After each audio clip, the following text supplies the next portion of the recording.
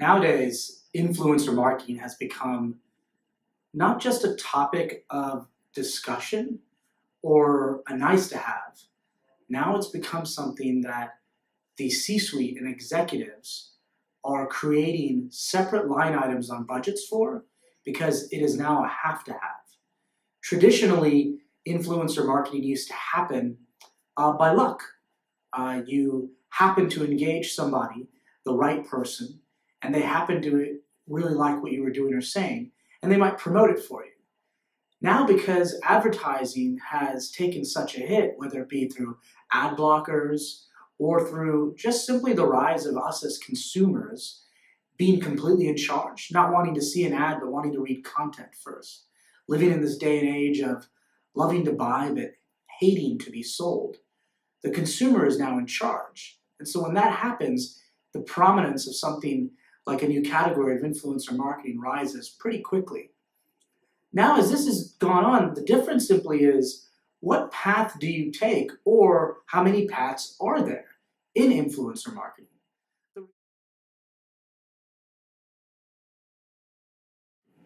The reality is that there's largely two distinctive paths that are emerging. One is paid influencer marketing. How this works is that people that consider themselves influencers are typically engaging with a brand or going to certain platforms and providing their credentials in order to be considered an influencer.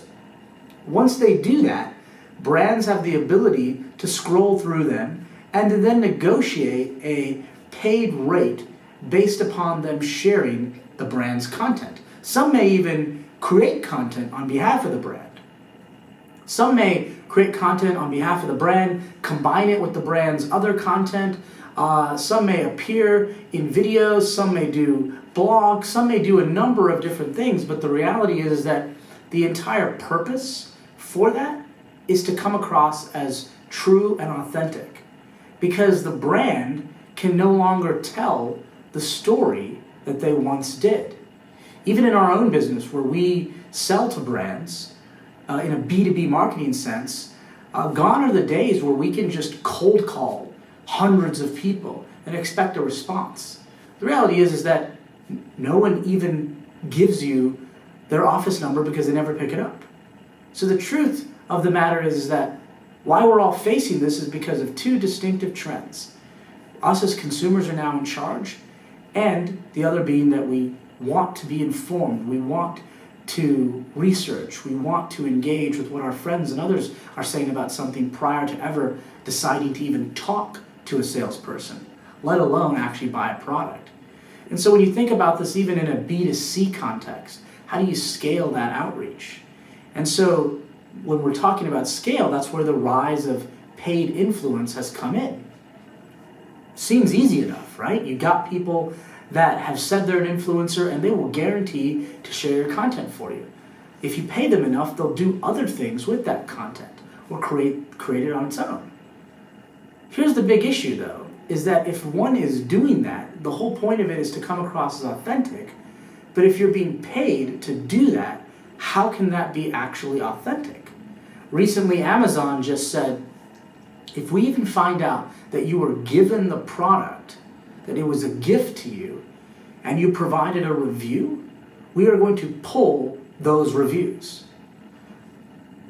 That's something that literally decides what product will be bought versus not. Imagine if that happened on eBay. Imagine if that happened on Yelp. Imagine if it happened across all these different platforms. The reason those platforms are successful is it's because it's true, unbiased, unfiltered information and feedback about that particular product or service.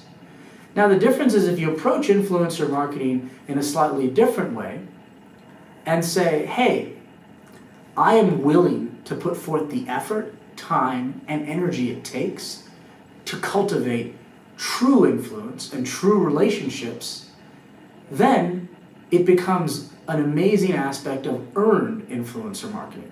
And that means earned, truly. Because what brands then do realize is there's two pros and cons. On the pro side, with paid, it's guaranteed. Somebody is going to do that for you. On the con side, though, you're only dependent upon people that actually feel as if they're influencers. And if they feel that, you may escape people that truly are influencers. Now, if you're thinking about folks that just have large followings and so forth, that's a slightly different story. But true influence comes from who can affect my potential customers. And that might be hundreds of micro-influencers or citizen influencers. And when you engage those parties, you can do that on earned, and there's really no expectation that you give them an incentive or reward for doing so. If you truly develop a relationship with them and have something that makes them feel special, over time, they will do that for you free of charge. So let's just talk about the scale side too. And then again, of course, the con of earned is that it's not guaranteed. You have to have some people on your side that are willing to work to create those relationships. It has to be authentic. The pro obviously being that when it scales beautifully. And it scales in a way that there's no possibility that anything you do that was paid could beat it in terms of how it actually causes conversion to your brand. If you think about the life cycle of content, maybe people quickly look at a piece of content from an influencer, but they never actually convert to getting further down the funnel, for lack of a better word. On the earned side, you see that very inverted, that maybe less people click on it, but those people that did click on it go further and faster down the funnel, which is what we're all wanting anyways, both from a consumer, a B2C side, and a B2B side. And if you think about scale, attached scale, there's always two things. In life, you either have time, money, but you never have both. In many cases, if you're trying to do earned, you have to have a slight bit more time. So that means if you have something that's launching inside of a few days or sub a week, you probably want to consider the paid side, because that can try and guaranteed drive traffic towards something that has a very truncated timetable.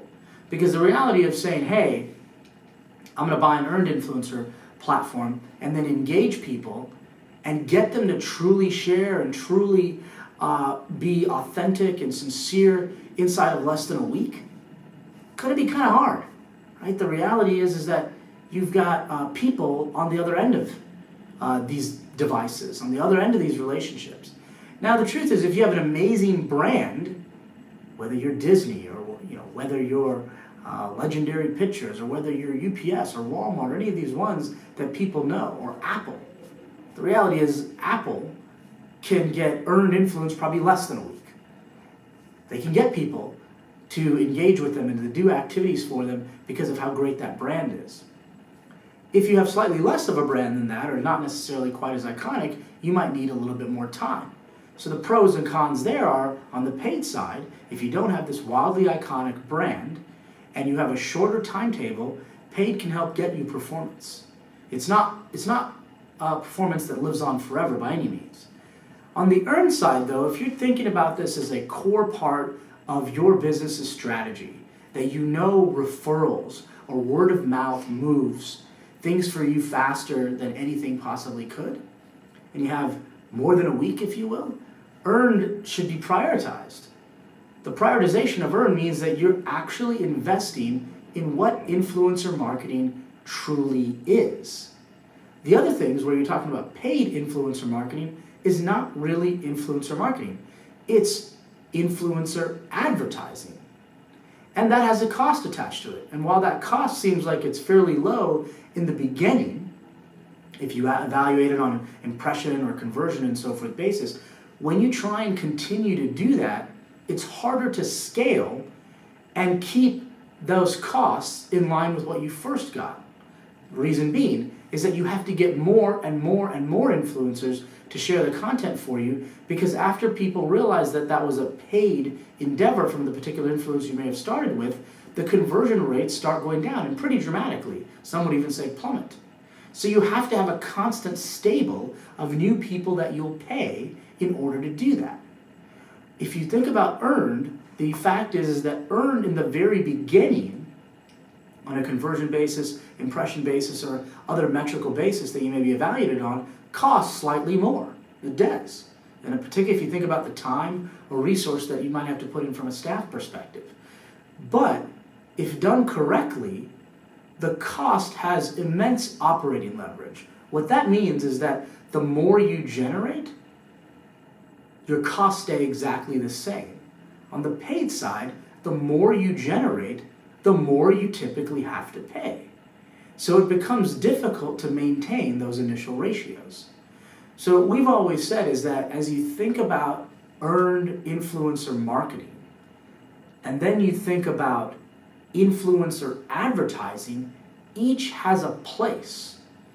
But if influencer marketing is core to your strategy, earned will rank much higher and over time deliver far better of a result that you're in the end looking for.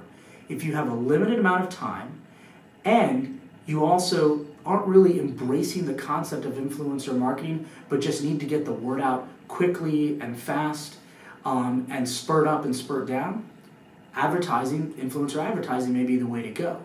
What we do see is that there's a combination of two that makes sense and can live in harmony. But if you think about influencer marketing, it's developing real relationships, it's developing sincere and authentic content that drives real actualized results. And that's the major difference. And over time, once you decide to do that, you'll see it yourself. Thank you. Appreciate your time today.